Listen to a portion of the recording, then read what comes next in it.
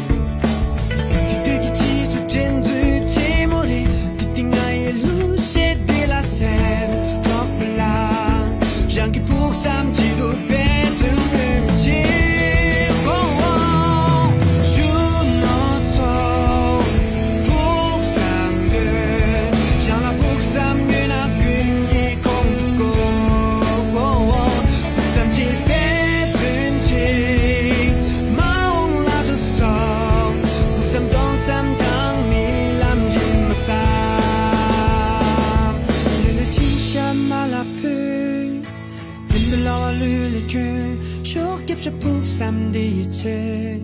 tình ngã ý